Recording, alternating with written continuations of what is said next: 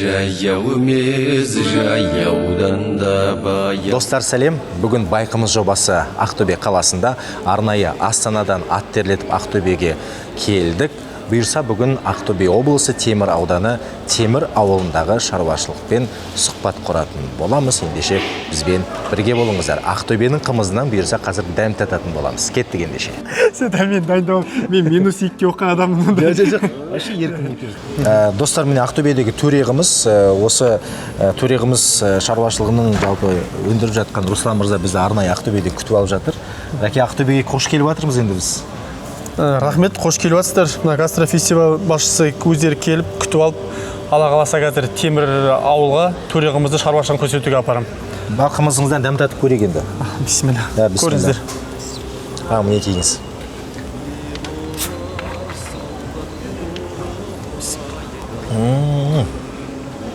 Бұл жақта бал шығарамайды? Балды неден, Башкириядан алдырып сататын. Натуральный бал бірақ. Шыны керек, достар, мен мынадай қымыз ішіп көрмеппін. Бірінші рет ішіп тұрмын, дәмі керемет. Арнайы бүгін Ақтөбеге осы байқымыз жобасының авторы Жұмыржан Қалтаев мырза және осы байқымыз жобасының командасы келдік. Ендеше бізбен бірге болыңыздар. Қазір бұйырса жолға шығамыз. Ақтөбе мен Темірдің арасы 150 шақырым. 150 шақырым. Жол қалай? Жол деген теп-тегіс сайрап жатыр. Жол теп-тегіс жақсы дейді. Ендеше әрдайым достар, жолдарыңыз ашық болсын, жортқанда жолдарыңыз болсын. Алла қолдасын. Кеттік.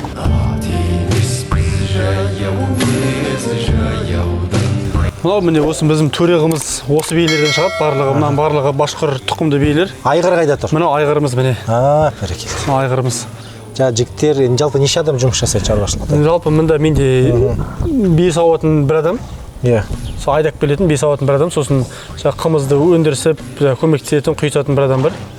Жалпы 3 адам жұмыс жасаймыз ғой. Ей! Биелер бір-бірімен төбелесіп жүр ғой. Иә, арасында болып қалады енді ондай. Стервалар дейсің ғой. Қымыздың дайындау процесі? Қымыздың дайындау процесі енді 2 сағат сайын саулады мына жерден. Сосын мына жерден жаңағы сүт сақтайтын жерге барылады да, саумал суытылады сорада. Сорада суығаннан кейін, сосын қордың үстіне, көбенің ішіне қор қалады ғой келесі күні. Соған қорды құямыз да, сосын немен механизммен ұрамыз анан. Бір ұрған кезде мұнудар бере кетеміз ғой. Сөйтіп кешке дейін ұрып қосып сөйтіп пісеміз қымызды. Сауын 2 сағат сайын ғой? 2 сағат сайын, 2 сағат 20 минут солай кете береді. Жалпы енді бұл кәсіптің ең қиын және рахат тұстарын айтып өтсеңіз. Бұл кәсіптің өрнесе қиын жері, білмеймін, өзіме рахат маған енді қиын жері болады ғой. Кейде шаршайсың күнде бір жұмыс қайталана берген кезде, бірақ бір тынығып алсаң, бір демалып алсаң, қайттан өзі жылайын ашып тұрады жұмыс істеуге. Сол жылқылар асау болып келген кезде үйрету басында шамалы қиындау болады енді бұндай неге түсіп кеткенге дейін. Негізгі кәсіп енді осы кәсіп қой? Осы кәсіп емес. Жақсы, керемет. Енді жалпы жылқы, бие, қымыз ғана өндірістер ме, әлде ет жағынан да? Ет жағынан да, біз ірі қара малын нетеміз. Жіліктеп өзіміз ірі қара малын. Сатып алып, қыста бордақылап, сосын халыққа жіліктеп сатып, сондаймен айналысамыз. Жақсы, керемет, әдемі. Жаңа айтып жатырсыз ғой, механикалық қыстау бар, қолмен ұстау бар. Соның айырмашылығы енді басында бәрібір де қолмен ұстап бастаған шығарсыздар. Басында қолмен ұстап бастадық. Сол жағынан айтып өтсеңіз, дәміне қымыздың әсер ете ма? Дәміне енді әсер еткенде қолмен ұрған бәрі жақсы деп айтып жатады ғой, бірақ қолмен ұру үшін уақыт керек. Мынарда уақыттан ұтасың, сосын адамнан ұтасың шы. Бір адам оған постоянно бір бала тұру керек. Қымызды оған айтып тұру керексің. Мынада тек автоматты қосып қоясың, болды, өзі таймерге қойып қоясың, жарты сағат деген ора тұрады да, сөніп қалады. Солай. Жақсы. Енді ары қарай Рәке қымызды жалпы осы күбіге құю рәсімін, ұстау рәсімін көрерменге көрсетейік. Онда мүмкіндік бар ғой, иә? Мүмкіндік бар ондай. Бүгін шынымен де бір ерекше сұхбат болып жатыр. Себебі осыған дейін шаруашылықтарда бал жеп көрмеген едік. Бүгін арнайы осындай бокстармен келеді, сол жақтан? Иә. Бисмилля. Бисмилля.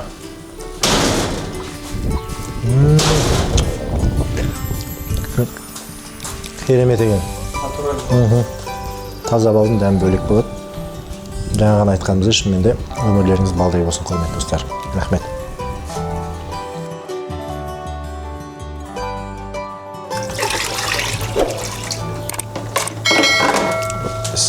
Міне осылай сауып келеміз, Аллахтың қалауымен осы күбіге құямыз, сүттей.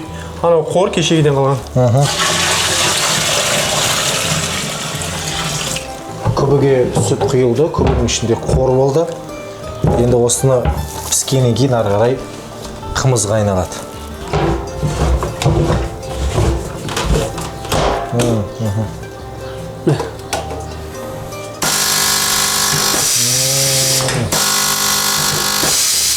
Бұл өз біле ма сонда қанша тоқтатасыздар ма? Өзіміз 20 минуттен тоқтатамыз ба? Негізі таймерде қойып тастауға болады.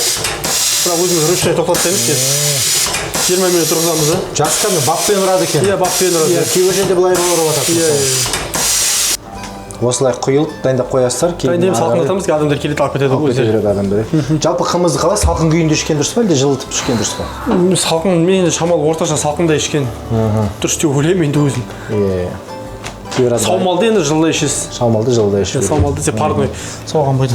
Жақсы. Ассалаумағалейкум ағайын. Бүгін Байқымыз жобасы Ақтөбе облысы Темір ауданы Темір ауылындағы Төреғымыз шаруашылығына келдік. Ажарықовтар отбасы. Рәке, қонақжайыңызға көп рахмет. Бағана аяғыңыз жерге түсірмей әуежайдан күтіп алып жатырсыз. Алла разы болсын. Көп рахмет. Жалпы осы қымыз өндіру, қымыз шаруашылығына бастауыңызға не себеп болды? Аллахтың қалауымен 2021-де әкем онкологиямен ауырды. Онкологиямен. Содан үшін бір 10 шақты биеміз болды. Өзімізден бір бие туып, соны үйде ұстап, сауып, сол сүтін берудің әкеме жағып ол деген. Тамақта өтпей қалды оның алдында. Сол саумал деген өтіп, Аллахтың қалауымен содан бір бие саудым не, 10 бие саудым не деп, коронавирустың бітіп отқан уақытта. Сол себеп болды енді әңгіме. Қай жылы ол нақты? 2021-де. 2021-де. Әкеміз сол саумал ішіп, биенің сүтін ішіп, саумал ішіп, сол жаздан бастап до конца күзге дейін, қара күзге дейін ішті. Аллахтың қалауымен қазір әкем міне қазір жүр. Ортамызда әлі. Шүкір. Биелердің ішінде жалпы қалай тұқым жағынан, қай жақтан? Тұқым жағынан бізде башқұрт тұқымы биелер деген. Башқұрт кілең құла биелер. Сол именно сол сүт бағытына арналған, олар кезінде мысалы мұғалжармен өздерінің тұқымдарын араластырып, сол сүт бағытына, ет бағытына шығарған.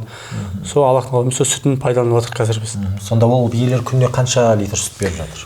Мен қазір общий 21 бастан күніне 180-190 литр сүт аламын. Ішінде 3 литр сүт беретін биелер де бар. Сосын 1,5 литр мен 3 литрдің ортасында беретін. Жақсы. Енді осы Байқымыз жобасы деп жатырмыз, үлкен гастрофестиваль бұйырса Астанада 19-20 шілде күндері өтеді. Байқымыз жайлы қайдан естідіңіздер алғашқы? Байқымыз жайлы алғашқы неден, желіден, Инстаграмнан содан естідік. Сосын өзімізді неге қатыспасқа осы қымыз сұраныста мықты болғасын, өз аудан бойынша, район бойынша, облыс бойынша сұраныс болғасын өзімізді бағымыз сынап көрейік деп отырмыз. Инстаграм парақшаларыңызға қарасам Ақтөбе деген номер 1-ші қымыз деп қойыпсыздар. Иә.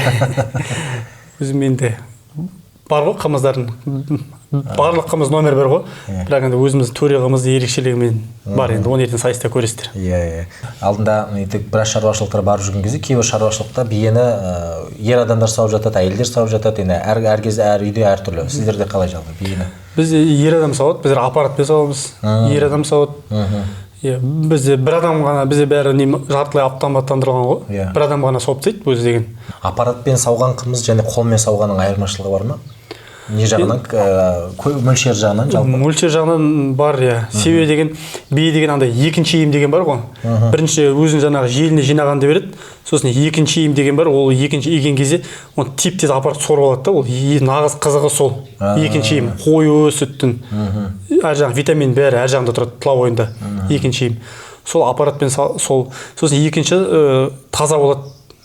Өте тап-таза болып шығады, ешқандай қоқымсыз, ешқандай ес түспейді. Гастрофестиваль барысында енді қандай да бір адам болмасын жеңіске жетем деп мақсат қояды ғой.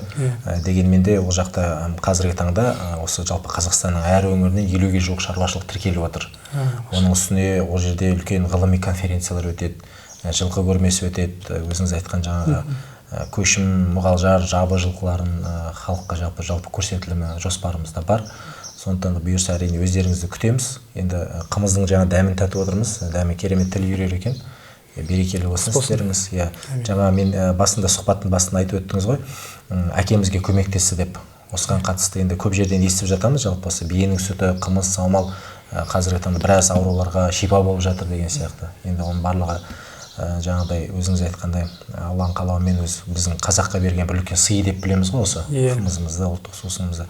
Осыған тоқтала кетсек, жалпы әкеміз қазір жағдай қалай, Ол кезде қандай бір тағы бір қиыншылықтар болған кезде оны саумал ішу керек, қымыз ішу керек деген кеңес кім берді?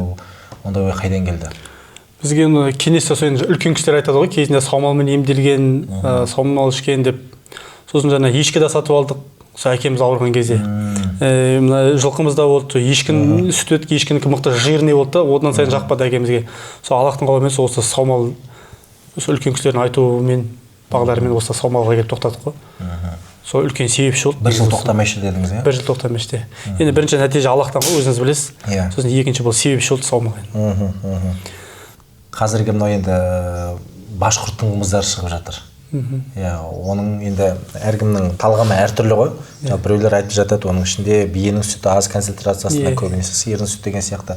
Енді оны біз нақты өзіміз дәлелге көзіміз жетпегеннен білмейміз. Дегенмен де қазіргі таңда осы қымыздың маркетингісі осы біздің ұлттық сусынымыздың кішкене әлсіреп тұрғаны рас. Сондықтан да жалпы алдағы уақытта енді Қазақстанның барлық өңірлеріне шығып, шетелге де экспортқа шығу жоспарда бар шығар.